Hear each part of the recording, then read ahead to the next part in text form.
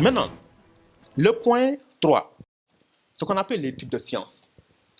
Les types de sciences, là, ce que nous voulons mettre en évidence, c'est que il n'y a pas une seule science, mais il y a plusieurs sciences. On n'a pas une seule science, mais on a plusieurs sciences. Tout à l'heure, je disais que la science est une foule de questions, mais jamais personne ne connaît toutes les réponses. Voilà, donc ça veut dire que donc, déjà, les sciences sont multiples, mais on les range en 3 catégories. Il y a les sciences dites formelles, ou bien logico-formelles, telles que les mathématiques, la logique, n'est-ce pas? Mathématiques, logique, donc constituent un peu les sciences logico-formelles. Il y a les sciences appelées sciences de la nature, les sciences de la nature, ou encore les sciences expérimentales, telles que la chimie, la biologie, et également la physique, donc biologie, physique, chimie. Hein? Donc ce sont les sciences de la nature. Et il y a enfin ce qu'on appelle les sciences humaines.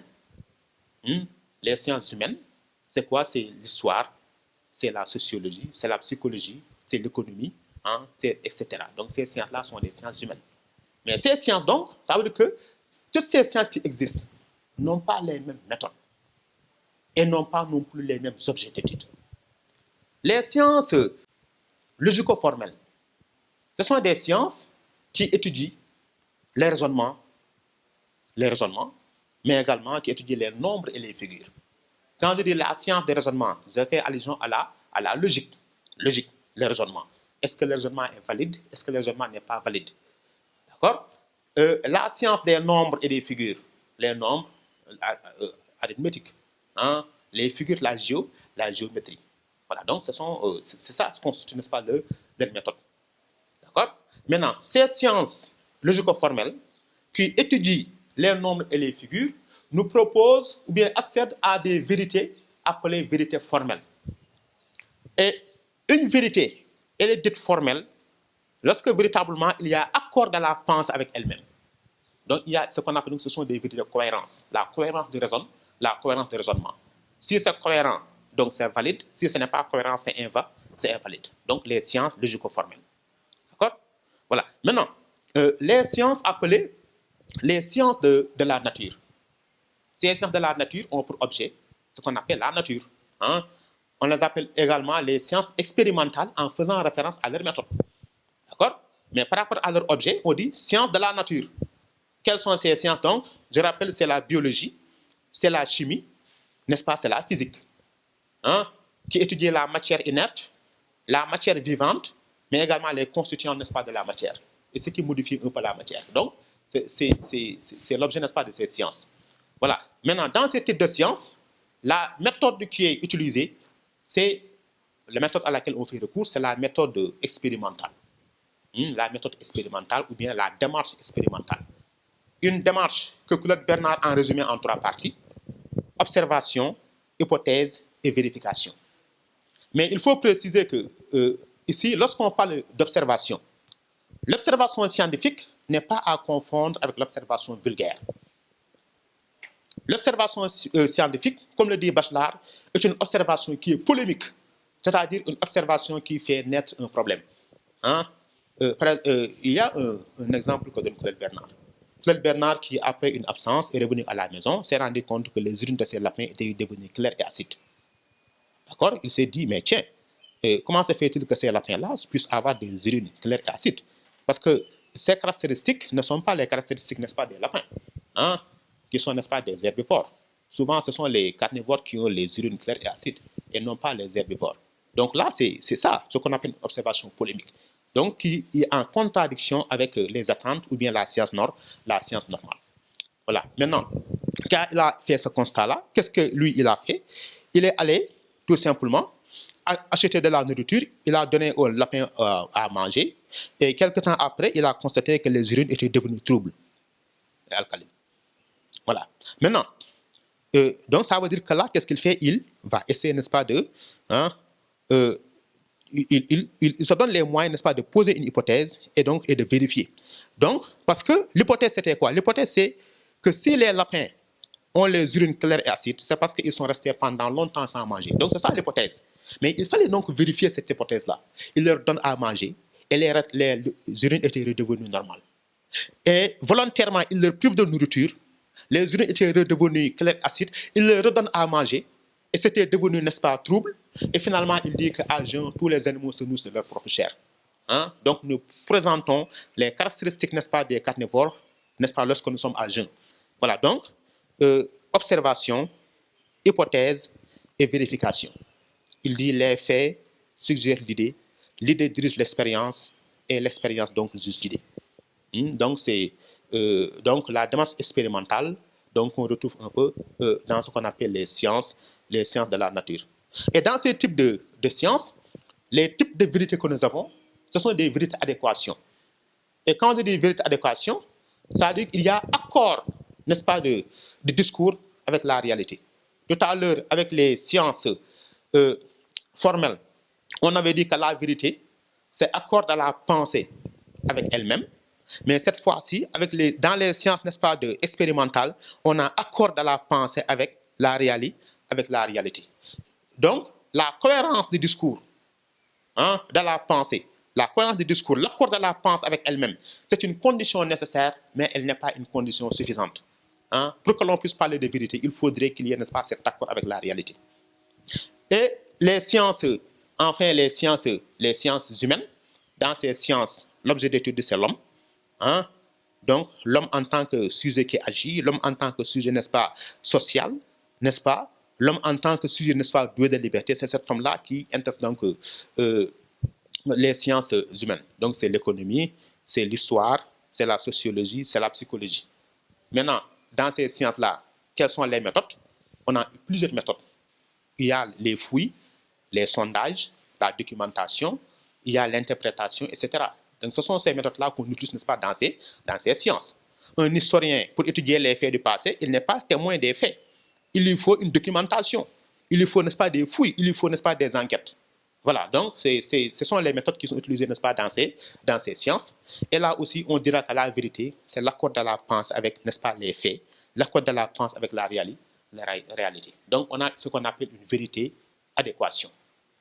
Voilà, donc voilà ce qu'il en est, n'est-ce pas, de ces des types de sciences ou bien des différentes sciences.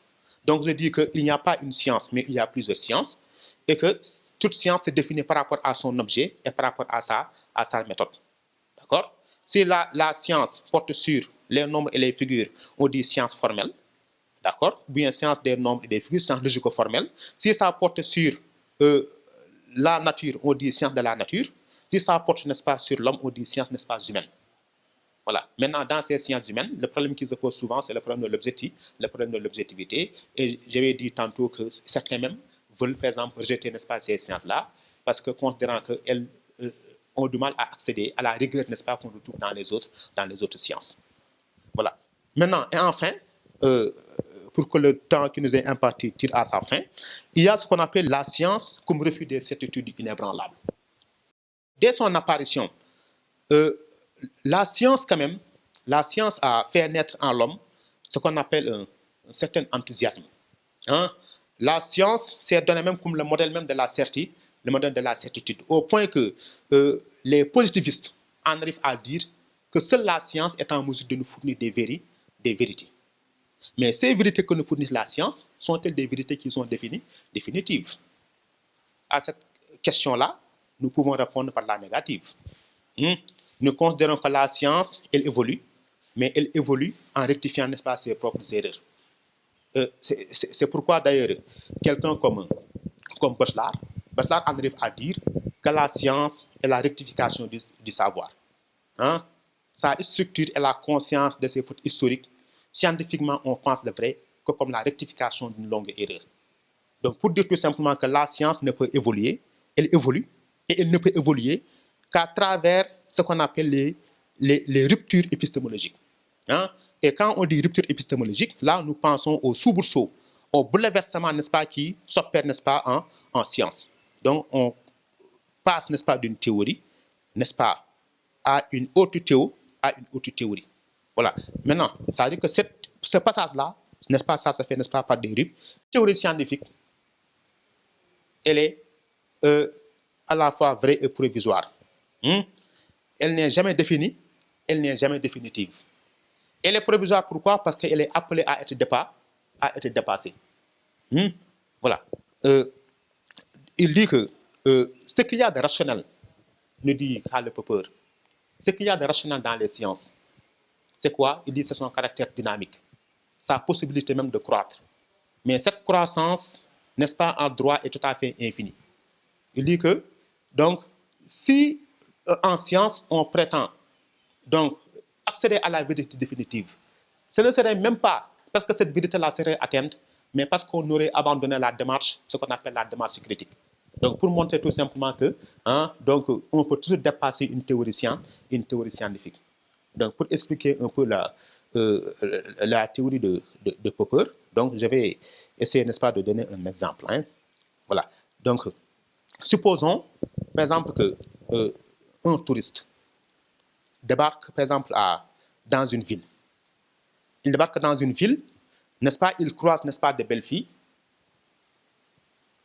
Il progresse, il fait 100 mètres, il voit, n'est-ce pas, d'autres belles filles.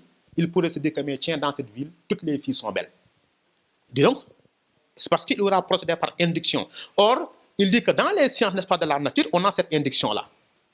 Parce qu'on ne peut pas vérifier pour tous les cas de figure. On parle de quelques cas, n'est-ce pas, pour généraliser. Donc, il peut dire que toutes les filles sont belles. Maintenant, supposons que cela soit la théorie scientifique. La théorie scientifique, c'est que toutes les filles sont belles.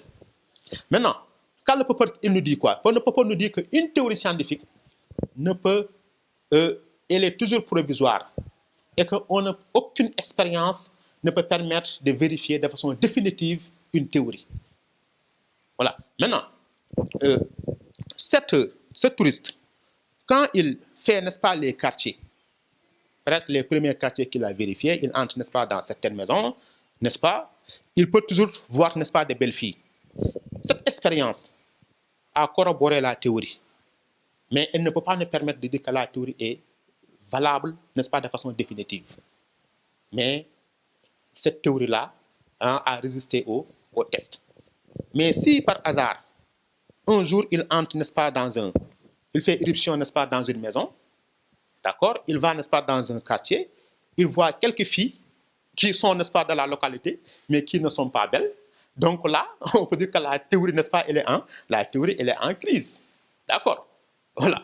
Mais quand également, le lendemain aussi, il voit d'autres filles au marché qui sont de la localité, mais qui ne sont pas belles, alors le moment donc est venu donc de remettre en cause, n'est-ce pas, cette théorie, n'est-ce pas, pour une autre théorie. Donc, Karl Popper donc montre que de ce point de vue-là, c'est de cette manière-là que la science, n'est-ce pas, puisse évoluer.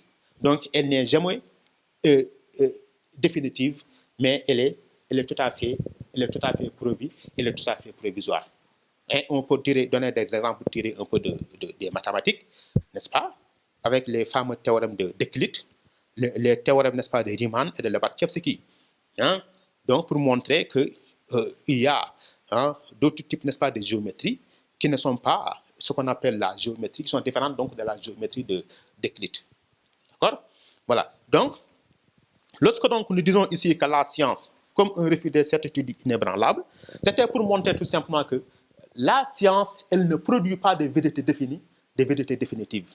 Mais que toutes ces vérités-là que nous avons en science, ce sont des théories qui sont appelées à être dépassées. Donc, en science, les vérités d'aujourd'hui, comme le dit Bachelard, donc sont les erreurs de demain. C'est en rectifiant, n'est-ce pas, ses propres erreurs, donc qu'elle est en mesure, n'est-ce pas, de progresser. Et donc, nous allons, donc, de ce point de vue-là, terminer, donc, en rappelant un peu cette pensée de Richard Feynman, donc, qui disait que toute la science n'est rien d'autre que la croyance en l'ignorance des experts. Je vous remercie. Voilà. J'espère que cette modeste contribution vous a plu, et qu'elle n'est pas tombée dans l'oreille d'un sourd. N'oubliez pas de cliquer sur j'aime. Et je voudrais également remercier un peu le collège Bassirou Mbacké, n'est-ce pas, pour cette belle initiative, donc qui pourrait donc permettre, n'est-ce pas, aux élèves de réviser paisiblement à la maison.